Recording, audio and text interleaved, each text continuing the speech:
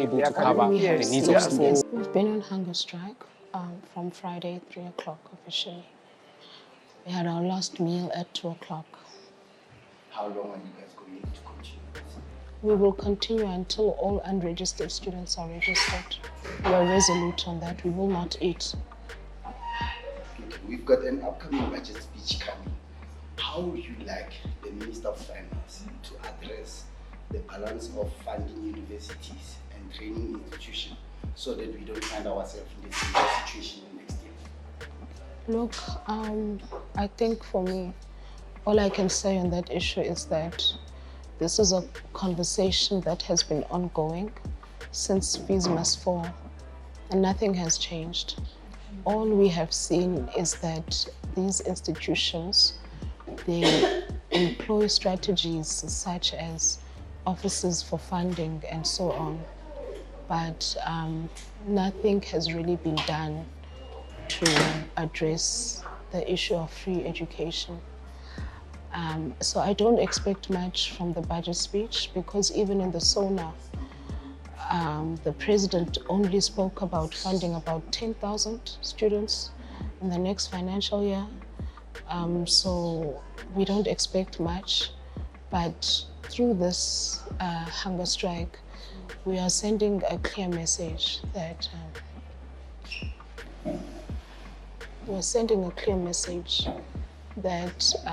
African poor students can no longer be excluded from education. The minister is to ensure that for every student that's enrolled in institutions of higher learning, at least there's a plan.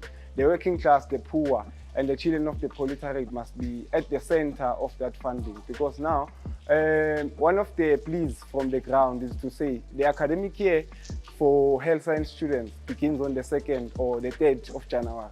But you find that NSFAS will only respond to application at the end of March, which is problematic now, because you see the budget year for NSFAS begins on March, but now the academic year begins January. I think not really focusing on what is going to happen in terms of the budget, but what you were saying, may we maybe get a concession for NSFAS funded students to say maybe the NSFAS budget term must begin at the same time as the academic term, because now you can't expect someone from Lusiki, someone from KZN who's an NSFAS beneficiary to stay for 3 months without any meals. So I think my plea now is not focused on the funding and so forth, because it's already late even now.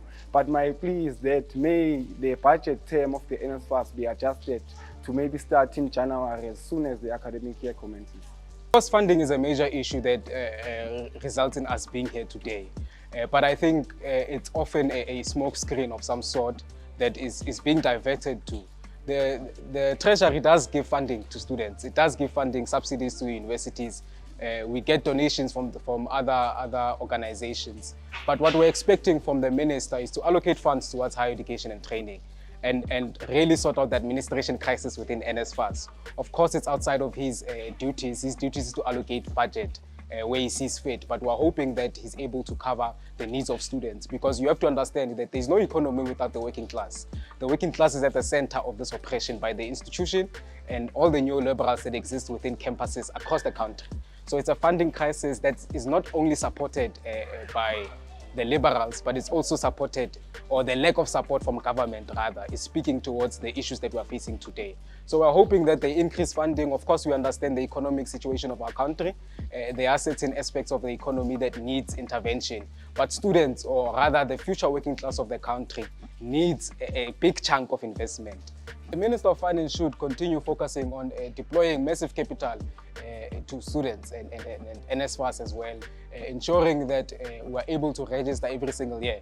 They should also put regulations in place in terms of how are you going to guard against the free increments from universities. Universities are not regulated.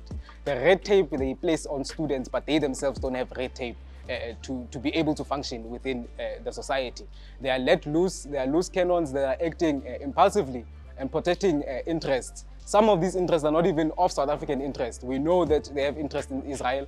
We know that they have interest in the United States, and they continue to perpetuate. So the minister must ensure that they put sufficient regulations red tape that is progressive. There is red tape that stops the black child from entering institutions and leaving it.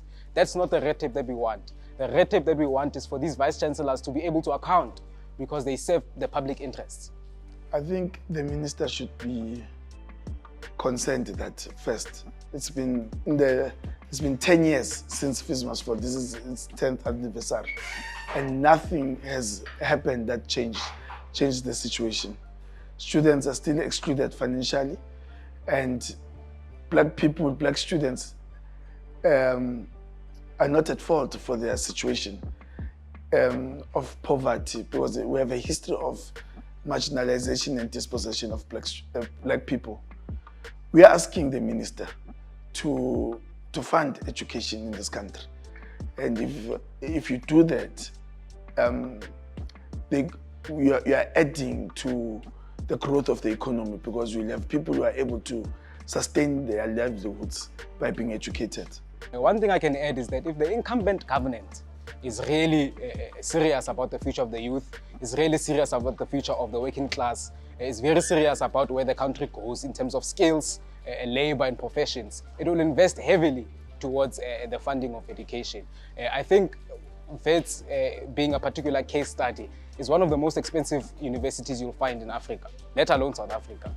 They are accepting about 5,000 to 10,000 students yearly, in which you have a situation where they can't even afford to get in, right? So there are funds exposed. I mean, the university has a 5 billion, I think, in reserves.